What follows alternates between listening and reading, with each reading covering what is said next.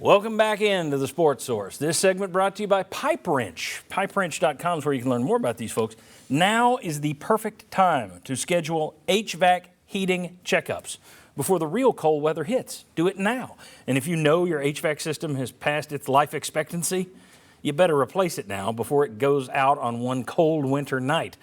Pipe Wrench offers 0% financing with approved credit. PipeWrench.com to learn more. There's a reason these guys score at the top of every single poll you see, all of these reader, viewer, listener polls that talk about what's the best HVAC, best plumbing, best heating, best cooling company in town. Pipe Wrench. Pipe Wrench always wins. There's a reason. And if you've got HVAC needs right now, it's the time to call Pipe Wrench. Okay. Mondays this fall, you can join me and Bob Hodge as we join Tyler Ivins and Will West for the roundtable.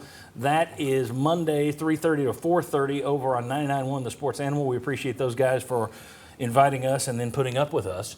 So that is tomorrow at 3:30. Next, it's the Cavaleris Line leaderboard. Here, those of you who are playing along at home, we give you a chance to win a 3-night stay in the Smokies. And right now, you got a two-way tie at the top. Steve P. and Carl B. Steve and Carl are leading it. Robert, Paula, Bill, Bradley, Major, Scotty, Randall, Holly, all still right there in it. That's your top 10. All can win this thing. Let's talk about how you do that. Each week, Chucky C. Note sets the Cavaleris line, as well as the total points over-under for the Tennessee game.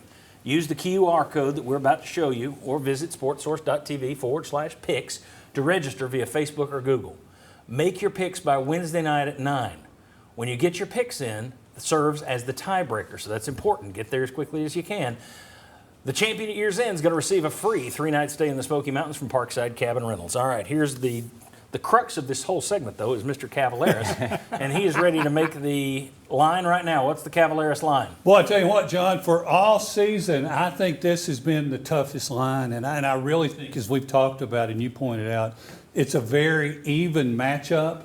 I see where both quarterbacks could have good games. When Missouri lost at Georgia, it was Georgia's ability to run the ball that kind of turned that game around. I would look at this, and I think even some of the betting sites are going to have different numbers. It could be a pick 'em. I've got the Vols getting 2.5 points, basically giving Missouri the home field advantage. I know some local big-time gamblers like Missouri in this game. I also think on the over-under, you have to protect against the over. So I'm going to set the total at 59.5. All right, let's take a look at our standings here. There you go. Mike Stoll still in the lead, but Josh Ward has caught him. You got Here both comes right. The Ward train. The Ward train is coming up on the Stoll train. There you go. Tied at the top. Sterling Hinton, 12,000 points. Bob Hodge, 11,000. Jimmy Himes, Will Overstreet, and myself. Jimmy just climbed out of a hole. He's tied with me and Will, who fell a little bit into a hole. They're at 9,000. Daniel's at 8,000. Marlon, 6,000. Kevin at 4,000. There's 3 games to play. That means there's 6,000 points available. So that means Marlon and Kevin are already out of the running. Already out of the running, and that means Daniel, you got to be perfect, and me, Jimmy, and Will pretty much have to be as well. All right, so let's do our thing. I'll get the answers from Mike Stoll a little later. Josh Ward, you're tied for first place. UT plus 2.5, and the over-under 59.5. What are you doing?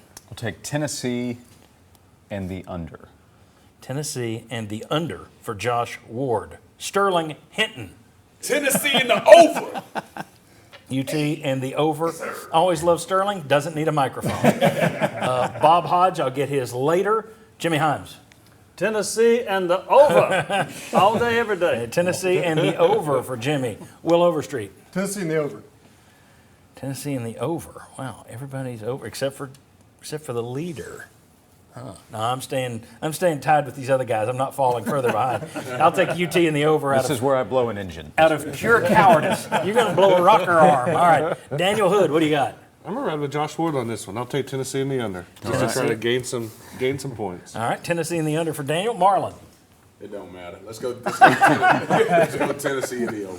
We'll go Tennessee in the over. Tennessee in the over. And I'll ask Kevin Simon later. All right. So we got a couple minutes here. What is the biggest factor in this game, Jimmy? I think Tennessee's ability to run on Missouri. They've done it the last 2 years. They had over 400 yards last time they played at Missouri. So I think Tennessee will have success running against Missouri. You also look at Georgia, what they really did well against yesterday Yeah. against Missouri. Missouri's having to run blitz. Georgia caught them in a couple of runs. I really think that is the difference in this game. Can Tennessee do what it does in the running game? Well, you look at Tennessee, if they know going in, as Chuck points out, that Missouri blitzes more than just about anybody in the country, with this offense, it'll be interesting to see what Josh Heupel schemes up. And I'm not sure of Missouri's blitz tactics last year. I wonder if that's a reason that Tennessee was able to put 60 on them the last couple of years. Any other points that stand out to you that we haven't touched on? Anything that might strike you as a key point, Josh? Well, Tennessee, I felt, was a little fortunate to win, kicking so many field goals on the road against Kentucky. Good point. Red zone offense has been a question throughout the season. So when they get those opportunities, do they convert those into touchdowns? And it's a good thing that Missouri's red zone defense isn't great. They're not the best in the world. I think the other big concern I say is your pass rush. Whereas it hasn't been there. I mean, they were throwing quick yesterday, but if I look at a game like this, your secondary still, I don't trust them to cover that number one receiver for Missouri. So I look at it as you have to get your pass rush back up. It has to be successful in this game. I would say also your defensive back play. I think watching the Georgia game last Saturday versus Missouri, he found something with that back shoulder pass. Even number one got involved when number three went down.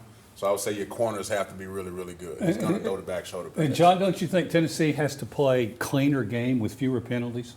Going on the road, I you don't know can't that have they those can, false though. starts, Yeah. the holding penalties in the backfield. I used to think that was going to be a topic today, but we'll save it for another time when it does burn them. But when Josh Heupel arrived, we did a Get to Know Josh Heupel show and went through all of his numbers at UCF and Missouri, and we broke it down. And one of the things we pointed out was his teams always get flagged. And we kind of chalked it up to, well, you're playing 100 miles an hour, so it's a lot of these false starts. 3 years in, I'm starting to realize, no, it isn't. It's just kind of an undisciplined team at times. Now, he wins a lot of games, despite it, but it's not just false starts. I mean, you've had a couple of plays the last couple of weeks, well, against Kentucky, against Alabama, you had people throwing punches. You had Omar Norman Lott with back-to-back penalties yesterday. You had the Elijah Herring thing, 2 games in a row. I am a little bit concerned about the penalty issue. Tennessee's averaging 8.4 penalties a game, and the opponent's 5.3.